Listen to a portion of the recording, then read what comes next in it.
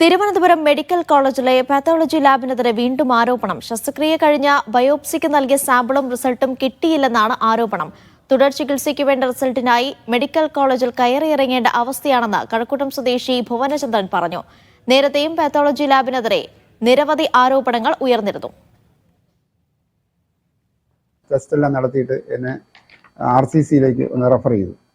അങ്ങനെ RCCയിൽ റെഫർ ചെയ്ത് അവിടെ ചെന്നപ്പോൾ അവിടുന്ന് ഈ ബയോപ്സി സംബന്ധമായ ഡീറ്റെയിൽസും റിസൾട്ടും അതിൻ്റെ മറ്റ് സ്ലൈഡ് ആവശ്യപ്പെട്ടു.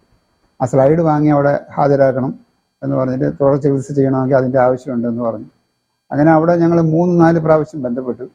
ഒരു രീതിയിലും ഇതുവരെയും ആ സ്ലൈഡ് തരാനോ അല്ലെങ്കിൽ അതിൻ്റെ റിസൾട്ട് തരാനോ തരില്ല. റിസൾട്ട് വേണമെങ്കിൽ തരാം, സ്ലൈഡ് കണ്ടില്ല എന്നൊക്കെയുള്ള നിലപാടാണ് അവിടെ ഇപ്പോൾ സ്ഥിരമായിട്ട് നടത്തിക്കൊണ്ടിരിക്കുന്നത്. ഷിജോ കുര്യൻ വിവരങ്ങൾ നൽകും. ഷിജോ, എന്താണ് ഈ പുതിയ പരാതി? Aneesha, Thiruvananthapuram medical college pathology ലാബിനെതിരെയാണ് ആരോപണവുമായിട്ട് കഴക്കൂട്ടം സ്വദേശിയായിട്ടുള്ള ഭുവനചന്ദ്രൻ ഇപ്പോൾ രംഗത്ത് വന്നിരിക്കുന്നത്. അദ്ദേഹത്തിന്റെ കഴുത്തിലുണ്ടായിരുന്ന മുഴ നീക്കം ചെയ്തത് തിരുവനന്തപുരം മെഡിക്കൽ കോളേജിൽ വെച്ചാണ്. ആ മുഴ നീക്കം ചെയ്തതിനു ശേഷം ആ മുഴയുടെ ബയോപ്സി എടുക്കുന്നതിനായിട്ട് തിരുവനന്തപുരം മെഡിക്കൽ കോളേജ് പത്തോളജി ലാബിലേക്ക് അയക്കുകയാണ് ചെയ്തത്. അത് 2 ആഴ്ചക്കകം അതിന്റെ റിസൾട്ട് നൽകണമെന്ന് പറയുകയും ചെയ്തിരുന്നു.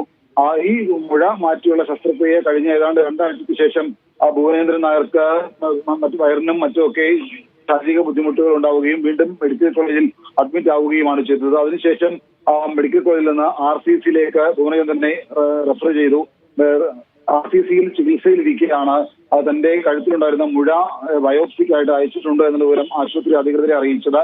അതിനു പിന്നാലെ ആശുപത്രി അധികൃതർ RCC ആശുപത്രി അധികൃതർ ആ റിസൾട്ട് ചോദിച്ചപ്പോഴാണ് പത്തോളജി ലാബിൽ നിന്ന് റിസൾട്ട് കിട്ടിയിട്ടില്ല എന്നുള്ള വിവരം പറഞ്ഞത്. 2 ആഴ്ചക്കകം കിട്ടേണ്ടതാണ്. പക്ഷേ ലാബിൽ അന്വേഷിക്കുമ്പോൾ കൊടുത്ത സാമ്പിളിന്റെ റിസൾട്ടും ഇതുവരെ ലഭ്യമായിട്ടില്ല എന്നുള്ള ആരോപണമാണ് കഴക്കൂട്ടം സ്വദേശിയായിട്ടുള്ള ഭുവനചന്ദ്രൻ ഉന്നയിക്കുന്നത്.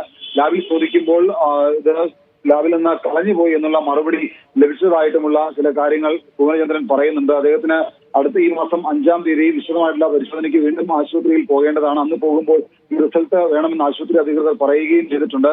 അപ്പോഴും ഈ റിസൾട്ട് ഇല്ലാതെ എന്ത് ചെയ്യുമെന്നറിയാത്ത ഒരു ആശങ്ക ഈ രോഗിക്കുണ്ട്. അതേസമയം ഈ പത്തോളജി ലാബിൽ ബയോപ്സി നൽകാൻ കൊടുത്തതിന്റെ എല്ലാ തെളിവുകളും അദ്ദേഹത്തിന്റെ കയ്യിലുണ്ട്. പത്തോളജി ലാബിൽ നിന്ന് സാമ്പിൾ നഷ്ടപ്പെട്ടു എന്നുള്ള കാര്യങ്ങൾ കൂടിയാണ് ഇപ്പോൾ കഴക്കൂട്ടം സ്വദേശി ആരോപിക്കുന്നത്. അനീഷ.